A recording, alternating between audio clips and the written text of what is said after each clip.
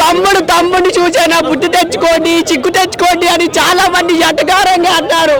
Vijay Devarakonda fans ని ఎంత హీనంగా చూసినారంటే ఈ సినిమాతో విజయ్ దేవరకొండ కంబ్యాక్ ఇచ్చాడు. విజయ్ దేవరకొండ ఈ సినిమాతో మంచి హిట్ ఇస్తాడు. స్లో ఉందన్న వాళ్ళకి ఏం చెప్తావు? సెకండ్ హాఫ్ ఎవరైనా అంటది కింగ్డమ్ ఒక రాజ్యం గురించి, ఒక ఫైట్లు, ఎలివేషన్, షాట్లు, పడవలు లాక్కొస్తాడు. అనిరుద్ధ్ మ్యూజిక్ ఎరగదీశాడు. గౌతమ్ అంటే స్క్రిప్ట్ డైరెక్షన్ అయితే అలగలగలేదు ఆయన. కానీ చాలా మంది బాధకరం విషయం ఏంటంటే మీ తమ్ముడు బేబీ సినిమా తీసినాడు, ఆడికైనా హిట్ వచ్చింది, నీకేం రాలేదేటయ్యా అని చాలా మంది ఏదైనా మాట్లాడినారు విజయ్ దేవరకొండని. కానీ ఈ సినిమాతో అయితే హిట్ కొట్టినాడు.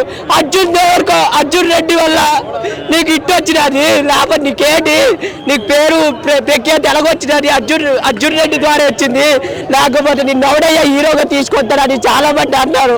కానీ ఈ రోజుతో చెప్తాను, ఫ్యాన్స్ అందరూ కాళ్ళ ఎగరేసుకొని మళ్ళీ నిలబడొచ్చు.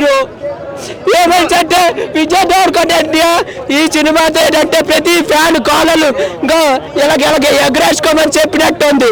మా జీరోకి పనికి రాడని అన్నారు. ఎవరిని? విజయ్ అన్నని. నువ్వు ఎందుకయ్యా పనికి మాలిన సినిమాలన్నీ తీస్తావు విజయ్ దేవరకొండ అనేసి కూడా అంటారు. కానీ ఈ సినిమాతో పేరు అయితే నిలబెట్టినాడు. అనిరుద్ధ్ బ్యాక్గ్రౌండ్ పక్కోడైతే కుమ్మేశా అరే అని ఒక హీరోయిన్ అయితే అదిరిపోనది. ఒకటైతే చెప్తా, ప్రొడ్యూసర్లు అయితే ఎంతో మంది ప్రొడ్యూసర్లు వచ్చారు విజయ్ అన్నతో సినిమాలు తీయడానికి. ప్రతిదీ ఫ్లాపు అందరూ ఫ్లాప్లు అవుతారు అని విజయ్ దేవరకొండ ఫ్యాన్స్ అందరూ బొర్ర ఎక్కడ ఎట్టుకోవడం కూడా అర్థం కానట్టు చేసినారు. కానీ ఈ సినిమాతో విజయ్ దేవరకొండ ప్రతి ఒక్కరి గుండెల్లో ఆశ నిలబెట్టాడు, కొవ్వొత్తి నిలబెట్టాడు, ఏడిపించాడు. ఫైట్ ఒక రాజ్యం కోసం యుద్ధం.